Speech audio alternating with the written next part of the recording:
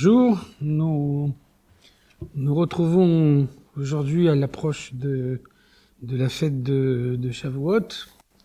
Et donc, c'est l'occasion pour nous de réfléchir au contenu de cette fête dans la perspective de la Chassidoute. Nous voyons que dans l'enseignement de nos maîtres, une idée est clairement mise en évidence dans l'apport de la fête de Shavuot, une idée qui peut paraître surprenante. A priori, quand on pense à Shavuot, on pense au don de la Torah, on pense à la révélation du Sinaï, on se dit que à partir de cette fête, il a été possible d'étudier la Torah. Eh bien, on nous souligne la Chassidoute, avant la révélation du Sinaï, la Torah était d'ores et déjà parfaitement connue. Et nous voyons que le Midrash nous dit Avraham Zaken veyoshev bayeshiva, Yitzhak Zaken veyoshev bayeshiva, Yaakov Zaken veyoshev bayeshiva. Les patriarches, Avraham, Yitzhak et Yaakov, tout au long de leur vie, ont étudié la Torah.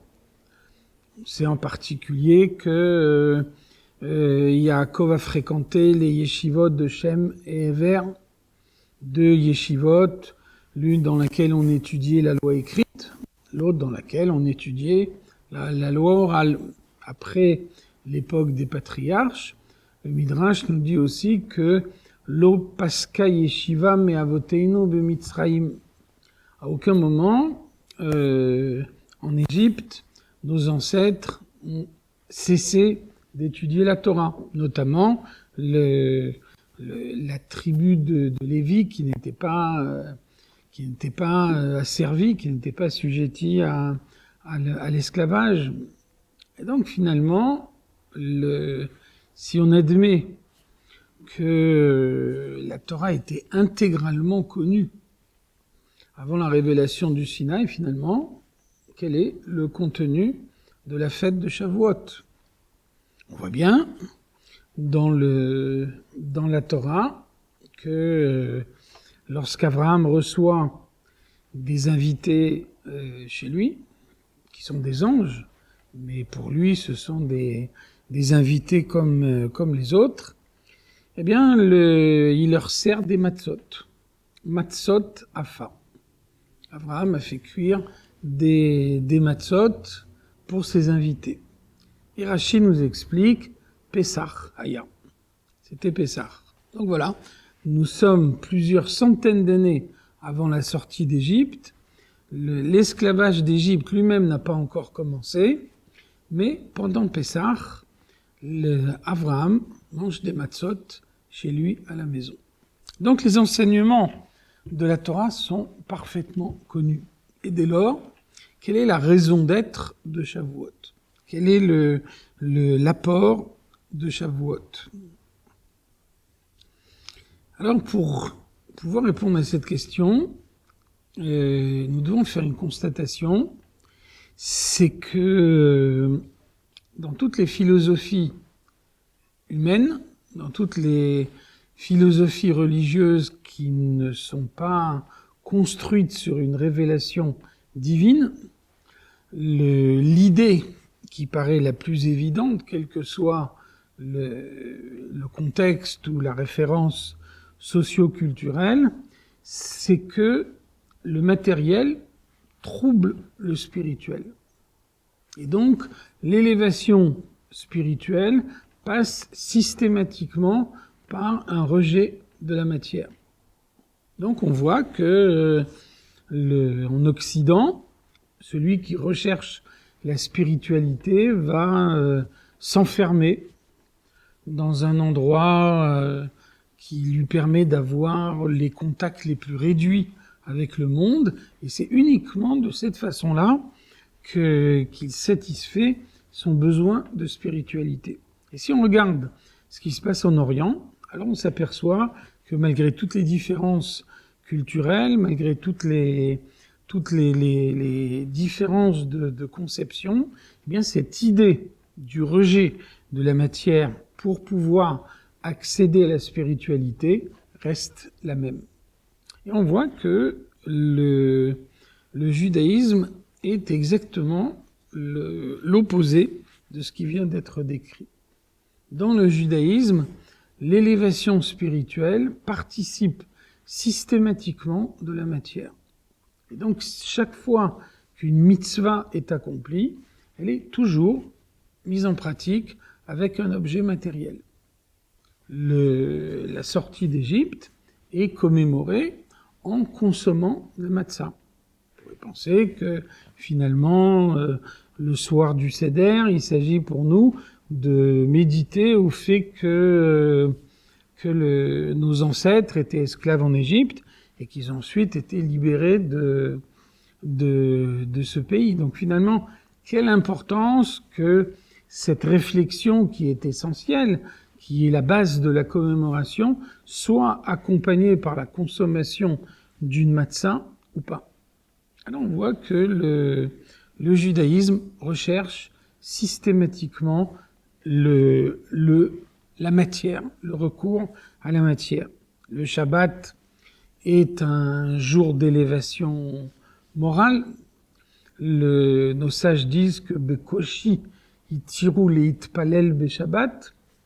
Nos sages ont eu des difficultés à nous permettre de prier pendant le Shabbat, tant l'élévation du Shabbat aurait dû être ressentie dans l'étude de la Torah, dans la recherche des valeurs morales, et pourtant, la Torah n'a aucune difficulté à nous demander le Shabbat de faire un repas qui soit plus copieux ou le plus fourni, plus important que celui de la semaine.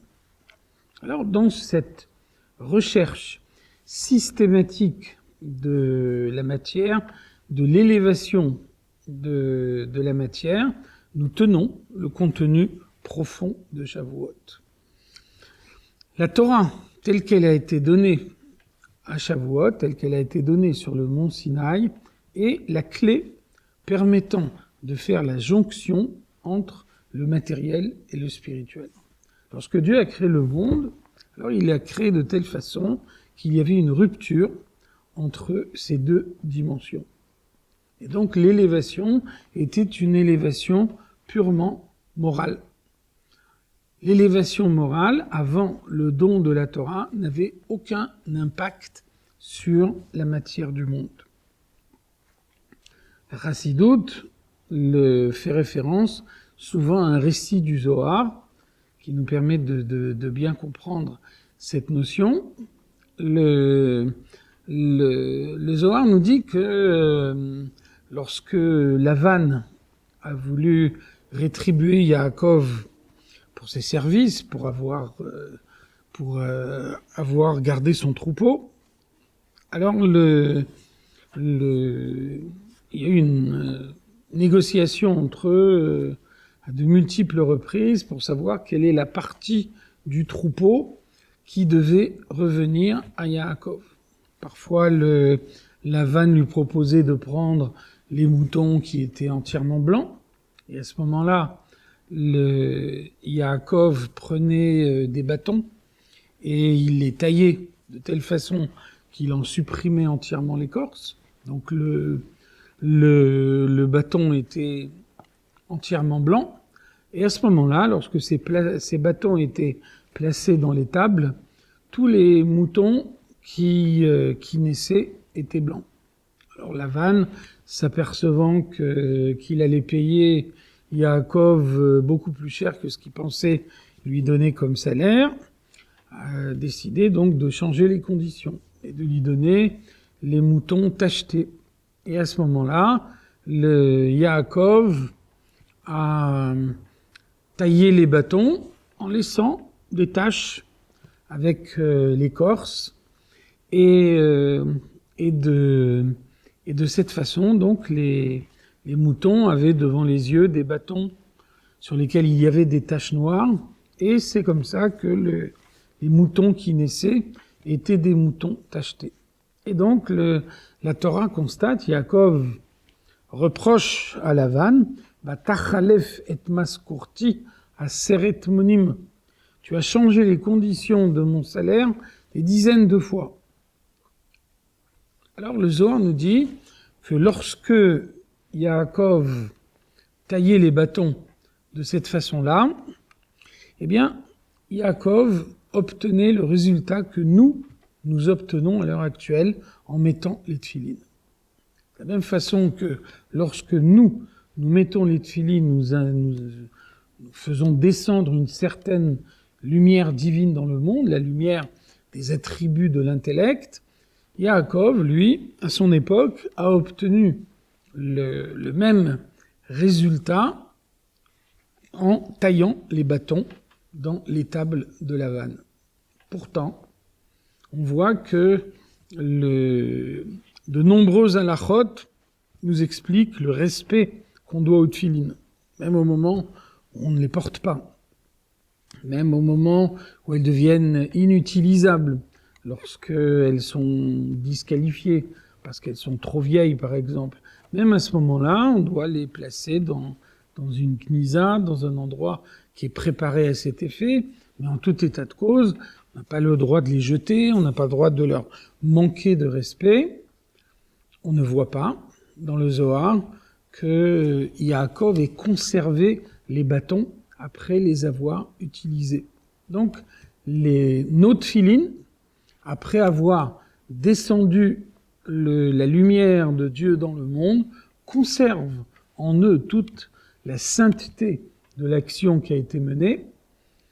Les bâtons de Yaakov ont permis de faire descendre dans le monde la même lumière que celle des tefilines, et pourtant, aucune sainteté ne s'est introduite en ces bâtons, et après l'usage, Yaakov les a jetés. Tenons ici tout l'apport de Shavuot, et c'est l'idée que nous développerons la prochaine fois avec l'aide de Dieu.